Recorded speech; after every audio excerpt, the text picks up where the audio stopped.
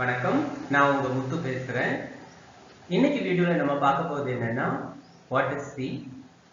Why should I learn C? C னா என்ன? C நான் ஏன் படிக்கணும் அப்படிங்கிற தான் நம்ம டீடைலா பார்க்க போறோம்.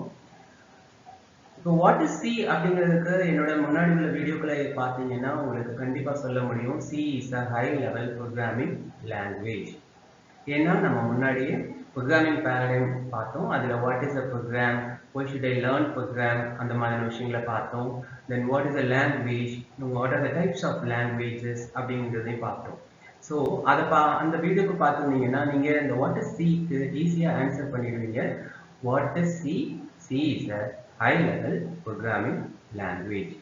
ஸோ இப்போ சினா அதுக்கு டெஃபினேஷன் இந்த ஒரு லைன் மட்டும்தானா அப்படின்னா இல்லைங்க, இன்னும் இருக்கு. Next பாத்தீங்கன்னா C is a general purpose language. C is a general purpose language அப்படின்னு நம்ம சொல்லுவோம்.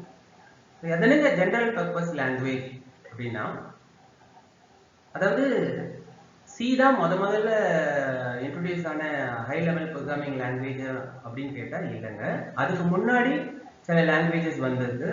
அது என்னன்னா பேசிக், ஃபோர்ட்ரான், கோபால், இந்த மாதிரி பாஸ்கல், இந்த மாதிரி சில லாங்குவேஜஸ் வந்திருக்கு. ஓகே, பேசிக் அப்படின்னாலே பார்த்தீங்கன்னா ஃபார் பிகினர்ஸ். இப்போ நான் படித்த காலங்களில் முதல்ல எங்களுக்கெல்லாம் பேசிக் தான் சொல்லி தந்தாங்க. ஃபார் பிகினர்ஸ், இப்போ நான் ப்ரோக்ராமிங் படிக்கணும் அப்படின்னா பேசிக் சூட்டபிளாக இருக்கும்.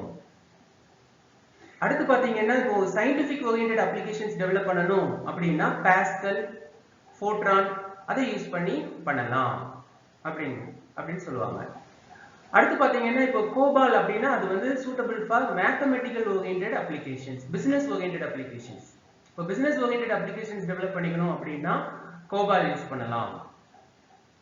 சரிங்க, எனக்கு ஒரு லாங்குவேஜ் வேணும், அந்த லாங்குவேஜ் பிகினர்ஸ்க்கும் யூஸ்ஃபுல்லா இருக்கணும், அப்போ என்ன டைப் ஆஃப் சாஃப்ட்வேர் வேணாலும் டெவலப் பண்றதுக்கு யூஸ்ஃபுல்லா இருக்கணும், அப்படிப்பட்ட லாங்குவேஜ் வேணும் எனக்கு அப்படிங்கும்போது தான் C was introduced. So C is a general purpose language. There are two types of software. Software la ரெண்டு type of software இருக்குது. ஒன்னு system software, இன்னொன்னு என்னன்னா application software. So இந்த ரெண்டு type of softwareயுமே நம்ம C ஐ யூஸ் பண்ணி டெவலப் பண்ண முடியும். So C is a general purpose language. அடுத்து பாத்தீங்கன்னா C is a structured programming language. அதான் structured programming language. இப்போ பேசிக்னு சொன்னேன் இல்லையா ஒரு லாங்குவேஜ். ஸோ அந்த பேசிக்ல ப்ரோக்ராம் எழுதுறதுக்கு பார்த்தீங்கன்னா 10 ஒரு லைன் ஸ்டேட்மெண்ட், 20 ஒரு ஸ்டேட்மெண்ட், 30 ஒரு ஸ்டேட்மெண்ட், அந்த மாதிரி எழுதுவோம் பார்த்துக்கோங்க. ஸோ அது ஒரு பர்டிகுலர் ஸ்ட்ரக்சரை நம்ம ஃபாலோ பண்ணி ப்ரோக்ராம் எழுதுவோமானா நிச்சயமா இல்லை. பட் சில ஒரு ப்ரோக்ராம் எழுதுறீங்க அப்படின்னா you will have to follow a structure. ஒரு ஸ்ட்ரக்சரை பேஸ் பண்ணி தான் நம்ம ப்ரோக்ராம் எழுதணும். அதாவது ஸ்ட்ரக்சர் ஆஃப் சி ப்ரோக்ராம் அப்படின்னு நான் பின்னாடி உங்களுக்கு எக்ஸ்பிளைன் பண்ணுவேன். அதில் பார்த்தீங்கன்னா இப்போ சி ப்ரோக்ராம் எழுதணும்னாலே ஒரு ஸ்ட்ரக்சரை ஃபாலோ பண்ணணும். முதல்ல ப்ரீ ப்ராசஸர் செக்ஷன், அதுக்கு முன்னாடி டாக்குமெண்டேஷன் செக்ஷன், ஓகே, அடுத்து ப்ரீ ப்ராசஸர் செக்ஷன், அடுத்து குளோபல் டிக்ளரேஷன் செக்ஷன், அடுத்து void main with opening curly braces, closing curly braces, and all the executable statements must be terminated with semicolon. So இந்த மாதிரி சில rules and regulations நம்ம கண்டிப்பா follow பண்ணுவாங்க. அதனால C is a structured programming language. So அடுத்து பாத்தீங்கன்னா C is a modular programming language. அதாவது C supports for modules. அது என்னங்க மாடியூல்? மாடியூல்னா ஒண்ணும் இல்லைங்க, ஃபங்க்ஷன், மெத்தட், இதெல்லாம் மாடியூல் உள்ள மற்ற names. Module is also called as function, method அப்படின்னு சொல்லலாம். அதாவது நீங்க ஒரு பெரிய ப்ரோக்ராம் எழுதுறீங்க, உங்க பெரிய ப்ரோக்ராம்ல சில டாஸ்க் ரிப்பீட் ஆகுதுன்னு வைங்களேன். இப்போ ஒரு டாஸ்க் ஒரு ப்ரோக்ராம்ல 10 தடவை ரிப்பீட் ஆகுது அப்படின்னா அந்த டாஸ்கை பண்றதுக்கு 10 லைன்ஸ் தேவைப்படுதுன்னு வைங்களேன். ஒரு டாஸ்க், அந்த டாஸ்கை பண்றதுக்கு 10 லைன்ஸ், உங்களோட ப்ரோக்ராம்ல அந்த 10 லைன்ஸ் மறுபடியும் ரிப்பீட் ஆகணும் அப்படின்னா நம்ம அதை 100 டைம்ஸ் எழுதணும். அதாவது 100 லைன்ஸா எழுதணும். 10 லைன்ஸ் அது மறுபடியும் ரிப்பீட் ஆகுது, 10 டைம்ஸ் ரிப்பீட் ஆகுதுன்னு வைங்களேன். அப்ப அந்த 10 லைன்ஸையும் 10 டைம்ஸ் நான் மறுபடியும் எழுதணும். ஸோ அப்படி எழுதுறதுக்கு பதிலா நம்ம சில என்ன பண்ணிக்கலாம் அப்படின்னா நான் ஒரு மாடியூலா கிரியேட் பண்ணிக்கலாம். அந்த 10 லைன்ஸை வச்சு ஒரு மாடியூலா கிரியேட் பண்ணி I can assign a name to the module. அந்த மாடியூலுக்கு ஒரு பேரை கொடுத்துக்கலாம். அப்போ எனக்கு எங்கெங்கெல்லாம் தேவையோ அங்கெல்லாம் நான் அந்த மாடியூலோட நேமை வச்சு நான் என்ன பண்ணிக்கலாம், கால் பண்ணிக்கலாம். அதுதாங்க மாடுலர் ப்ரோக்ராமிங் லாங்குவேஜ். ஸோ இது இன்னும் கொஞ்சம் ஈஸியா சொல்ல போனா, இப்போ நீங்க டிவியில சீரியல்லாம் பார்ப்போம் இல்லையா? இப்போ சீரியல் பார்க்கும்போது பாருங்க, இப்போ ஒரு காமெடி ஷோ பார்த்தோம்னு வச்சுக்கோமே. இப்போ இந்த காமெடி ஷோல வந்து இந்த கிளாப் பண்றது, அப்புறம் சிரிக்கிறது, அந்த மாதிரி விஷயங்கள்லாம் பார்த்தீங்கன்னா ஆல்ரெடி வந்து ரெக்கார்ட் பண்ணி வச்சிருப்பாங்க. ஓகே. ஸோ அப்போ எங்கெல்லாம் வந்து கிளாப் தேவைப்படுது, எங்கெல்லாம் வந்து இது உங்களுக்கு சிரிப்பு தேவைப்படுது அப்படின்னா அங்கெல்லாம் நம்ம என்ன பண்ணிக்கலாம் அப்படின்னா, இப்போ எக்ஸாம்பிளுக்கு கிளாப் ரெக்கார்ட் இருக்கு, லாஃப் ரெக்கார்ட் இருக்குன்னா அந்த கிளாப் லாஃபையும் அங்கங்க தேவைப்பட்ட இடத்துல நம்ம என்ன பண்ணிக்கலாம், கால் பண்ணிக்கலாம். அவ்வளவுதாங்க. அதே மாதிரி பாருங்க, இப்போ டிவியில வந்து இப்போ சீரியல் பார்த்துட்டு இருக்கும்போது இடையில என்ன வரும், அட்வர்டைஸ்மெண்ட். ஸோ அந்த அட்வர்டைஸ்மெண்ட்லாம் அந்தந்த டைம் அது பண்றாங்க இல்ல.